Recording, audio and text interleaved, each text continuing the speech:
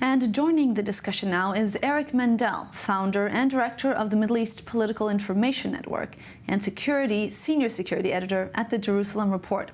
Eric, thank you so much for being with us tonight. Now, this, of course, is a rapidly developing story with new details coming out in a pretty steady flow. Is this likely, in your opinion, to be a turning point in the ongoing conflict with Hezbollah? And if yes, why now? I think both Hezbollah and Israel would like a ceasefire deal. I think Hezbollah is exhausted. Remember, Hezbollah will not do anything unless, because of guardianship of the jurist, it will not do anything unless Iran agrees to it. Their proxy has been hurt, and they're looking for a pause. Israel, I think, from what I've read preliminary reports, I think is giving away too much here and is setting up the next round of fighting. First of all, it's based primarily on the same peacekeepers, a supposed reinforced Lebanese armed forces, and the same impotent UNIFIL forces. It also allows the French, who have a special interest in Lebanon, to have a disproportionate role. Just up until a day or two ago, Macron considered Bibi a war criminal, but not Hezbollah. Remember, Hezbollah has not been designated in its entirety as a terrorist organization by the Europeans and the French. So will the northern residents, the bottom line, go back? And from what I know and people I speak with, and I work with a think tank up there, and I just was actually texting with a soldier up in the north, they are incredibly skeptical. And I think a big part of this is because of pressure being put on by the American administration. And remember, it was Amos Hochstein who was negotiating here, who was the one who convinced Israel to accept that maritime deal a few years ago, saying that Hezbollah is going to have less reason to be involved in a war.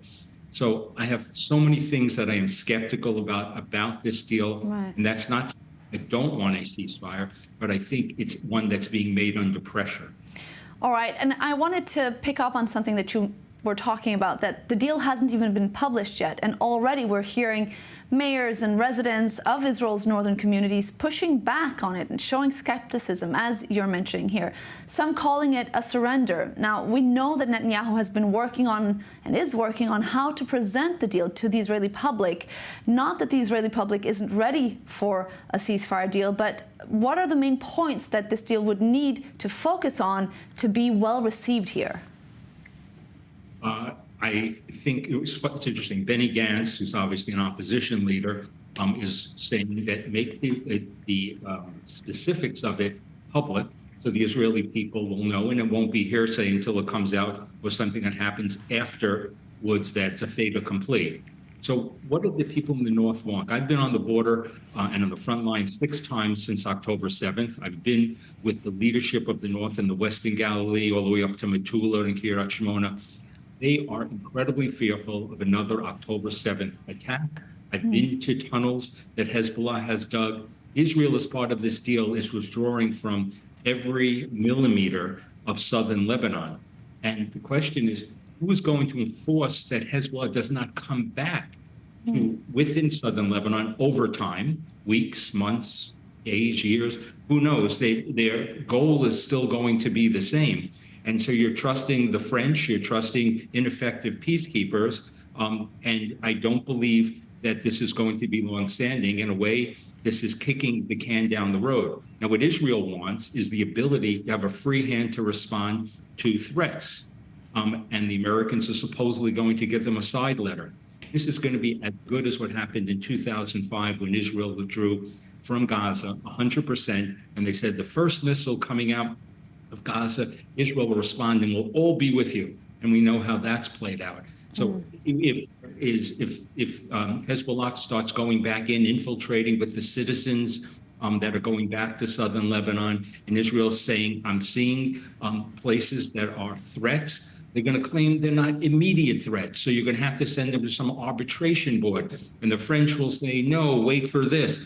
I think once you go down this path, you have to accept the fact that it is going to be basically ineffective, and you're just pushing this down the road.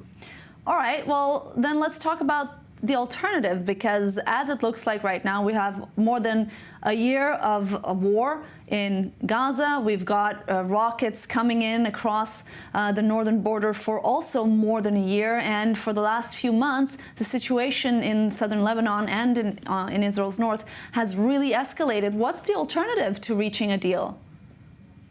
It's a very good point.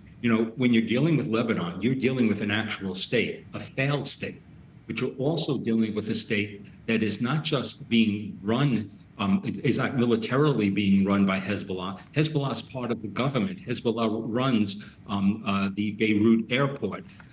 So can Israel effectively either weaken Hezbollah to a point where the other groups in Lebanon would take over, the Christians, the Druze, the Sunni Arabs? I doubt it.